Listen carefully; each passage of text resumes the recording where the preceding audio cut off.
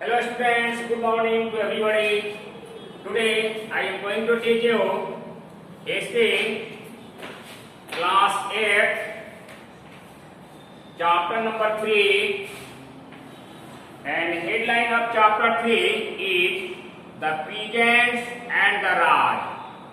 Peasants and the Raj. It means Peasants and British East India Company.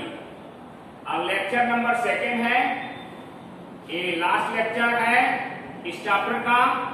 First lecture हो चुका है और इस चैप्टर में 2 ही लेक्चर होगा। 2 लेक्चर में ये चैप्टर कंप्लीट हो रहा है। बेटर से everybody, class 8 open your books. तो आप देखेंगे कि पीजेंट्स एंड राज के अंदर अब आज के डेट में हम कमर्शियल क्रॉप्स के बारे में बताएंगे।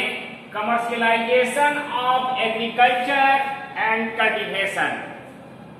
अंग्रेजों ने या अंग्रेजों के आने के बाद जब ईस्ट इंडिया कंपनी की दीवानी प्राप्त हुई तो यहाँ रिवेन्यू के माध्यम से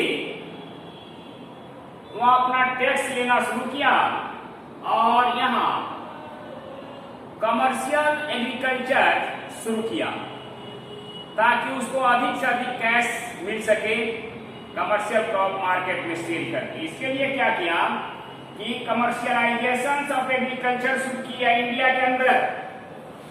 तो कमर्शियलाइजेशन ऑफ एग्रीकल्चर होता क्या है? Commercialisation means production of something for sale in the market.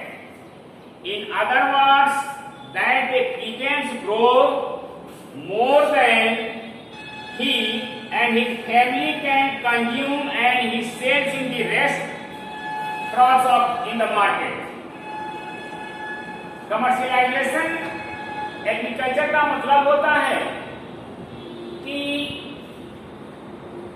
Something, production of something, किसी चीज का एग्रीकल्चर के माध्यम से प्रोडक्शन करना और मार्केट में उस वस्तु को सेल करना और सेल करने के ख्याल से ही एग्रीकल्चर करना कमर्शियलाइजेशन कहलाता है। इस सिस्टम के अंदर होता क्या है?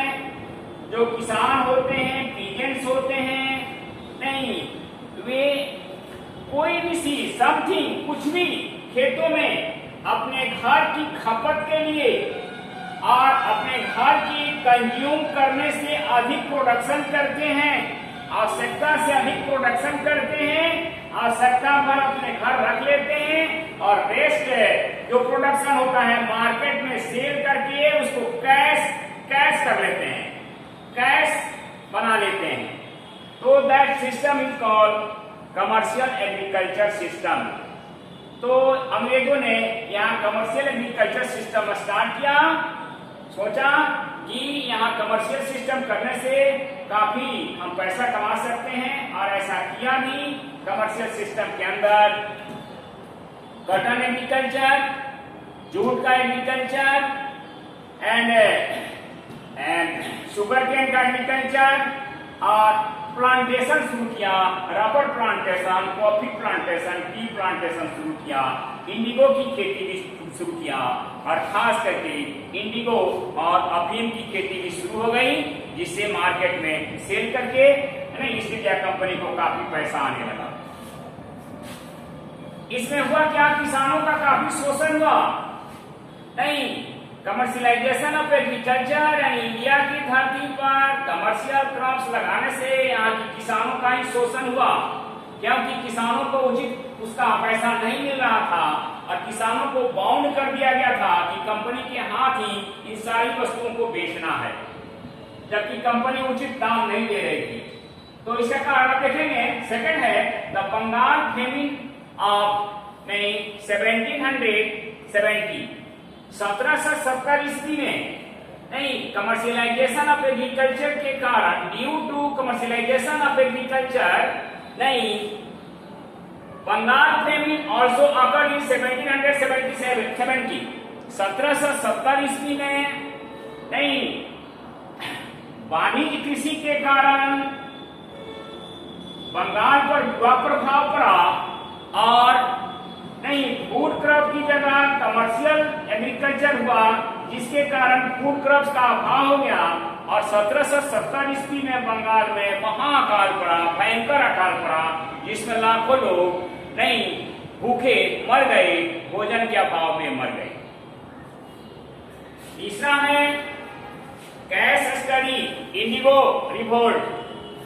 इंडिगो की खेती खास करके बंगाल में किसानों से अंग्रेज कराते थे और नहीं जमीन का 25% लैंड पर एग्रीकल्चर कराते थे। जिन किसानों के पास जो जमीन था, नहीं अगर 4 एकड़ जमीन था तो 1 एकड़ में उनको अनिवार्य रूप से इंडिगो की खेती करनी होती थी और इंडिगो की खेती बाई फोर्स कराई जाती थी और लो पेमेंट पर किसानों से इंडिगो की खेती कराई जाती थी, जिससे किसानों को नहीं हानि होती थी।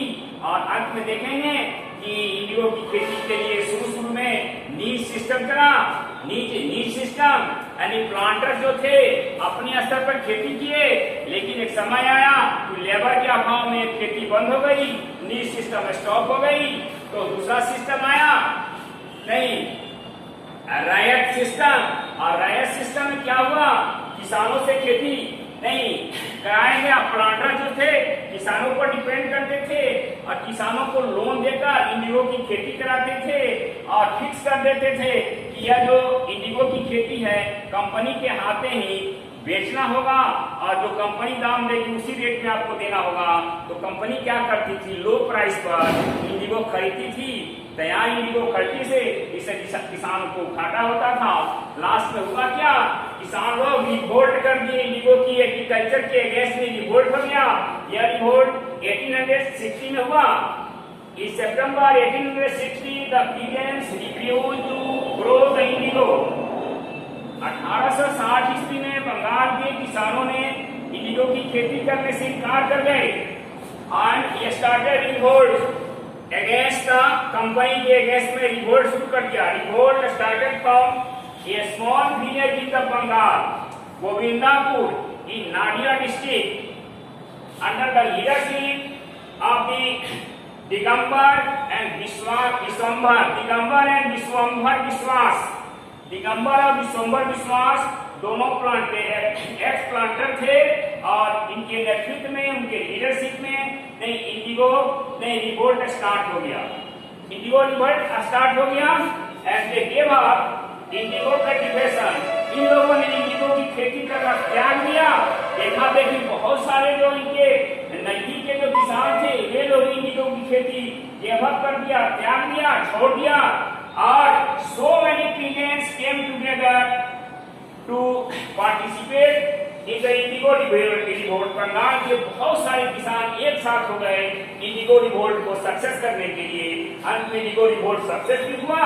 दूसरी बात देखेंगे 1917 में गांधी जी खुद आए थे नहीं चंपारण की धरती पर।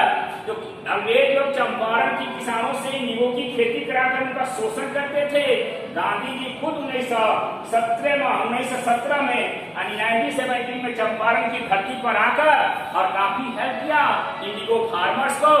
और इंडिगो फार्मर नहीं लास्ट में इंडिगो नहीं फार्मर्स जो थे स्वतंत्र हो गए और अपने इच्छा के अनुसार अब एग्रीकल्चर करने लगे और इस बार ईस्ट इंडिया कंपनी भी एग्री हो गई है। एक चैप्टर समाप्त हो गया। अब आगे हम दूसरा चैप्टर पढ़ाएंगे। ये आप देखेंगे कि ये 3 चैप्टर है, इसके बाद हम 4 या 5 चैप्टर पढ़ाएंगे। Rest next day, understand it.